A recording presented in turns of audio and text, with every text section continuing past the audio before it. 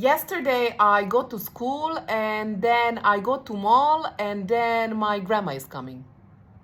I bet this conversation rings a bell if you have a 3, 4, 5-year-old or a child whose English is a second language. And also when I refer to English as a second language, child can be at any age to actually have this conversation. I assume that reactions that might happen from your side are either ignoring because you actually understand what the child wants to say, so you do not want to confuse them, or correcting them and saying, no, I went to school, I went to the mall, and I had my parents coming. So what is smart to do in this case? As you assumed, today we're going to talk about how children start talking in past tense. Just to make it clear, I'm going to talk about English language, but this refers to any language that the child uses, any first language. If English is the first child's language, then the child should be using regular past forms by the year of 3. Regular past form is the verb that ends in ed. For example, I wash, I washed. The same child would be acquiring irregular past forms by the year of 4. And when I say irregular form, that means that that's the form that does not end in ed, what is the rule, but is an exception from the rule. For example, I see, I saw. Things are a little bit different with children that are English as a second language or English as an additional language speakers, which means that they can reach these milestones basically whenever. And same goes with the adults. The rule that goes for both is that at the beginning, when children start speaking, they use present tense to communicate about something that happened in the past or to narrate. When they start implementing more complex grammar forms like past tense, for example, they start from regular forms. So first thing that they will acquire is the regular changes. For example, wash, washed. And then naturally they start picking up on irregularities and exceptions from the rules. For example, take, took, see, saw, etc. But not necessarily. And that is because of the frequency of use of some verbs. For example, verb go is an irregular verb, but it is a very frequent one. And when children talk about their past events, they usually talk about their whereabouts, where they have been, whom they have visited, etc., etc. And they also listen to the verb go very often. And guess what? Verb go is an irregular verb because it has irregular past simple tense form. That is why I have rarely heard that a child says, I go to the supermarket. I did hear them saying, I go to the supermarket yesterday, but I've never heard them saying, I go to the supermarket. I heard them saying, I went to the supermarket, because they've heard it so many times. So basically, they base their knowledge on frequency of usage of a certain verb rather than the rule. They've heard it so many times that they actually adopted it as it is. So now let's go back to what I said at the beginning. Our reaction to their mistakes, right?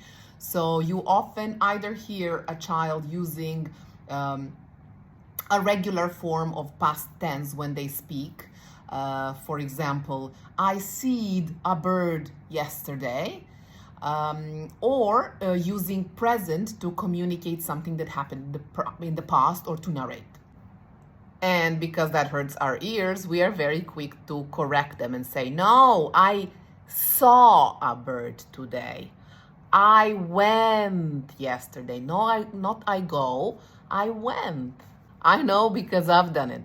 When we do this, we interrupt the fluency of speech, or we break their confidence, because sometimes children are not very confident to talk about their day. So we do not want to do anything to disturb that. So let me give you an example of how your response should be. I builded a castle in the sand yesterday. Oh, lovely. You built your own castle by yourself? How did you build it? You built it using sand, or did you use some water? I saw that you built a castle. It was lovely.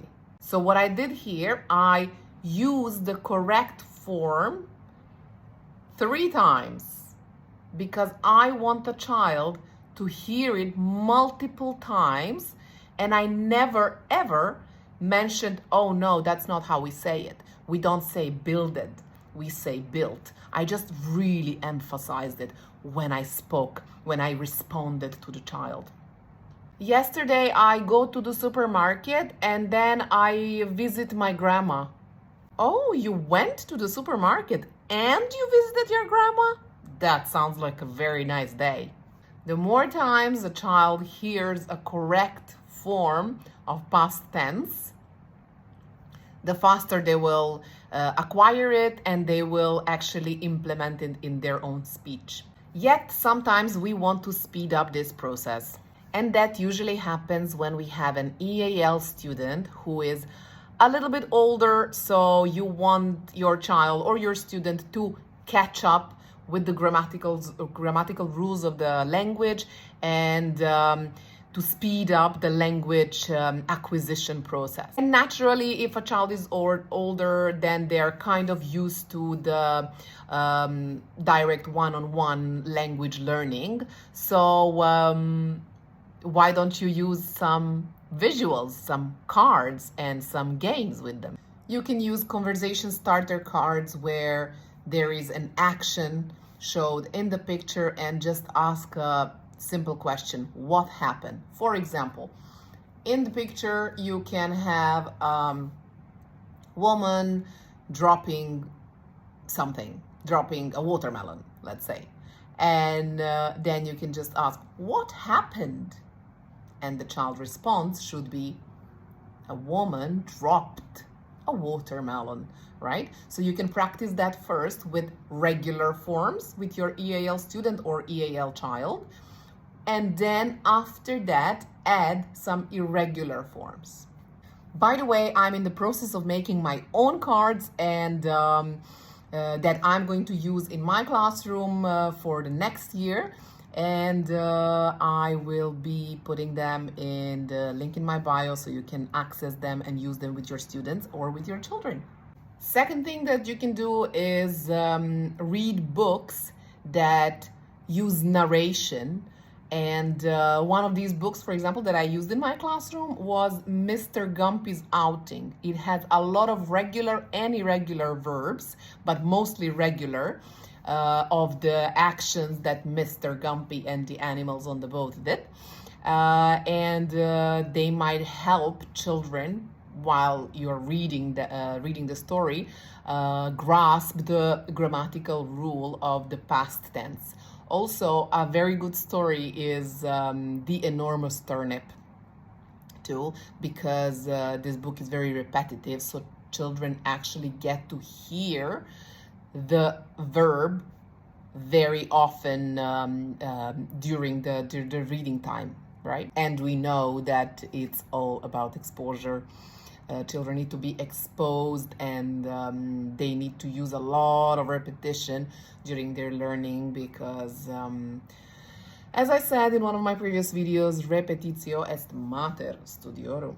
Another thing that I use with my students when I just sit with them and chat, which I often do, is basically tell them about my day. I tell my students everything about my day, especially if it was very exciting and I have a lot to tell. I actually do share because that actually inspires them to share, right?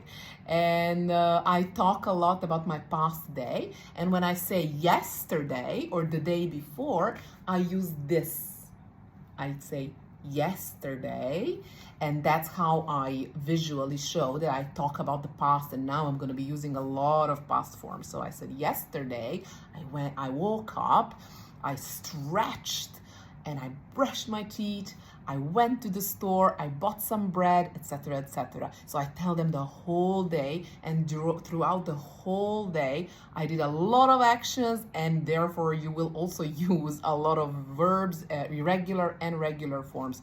And then I ask certain children to share stuff with me as well that they did, and I act really excited to hear what they have to say, because that actually inspires them to say more.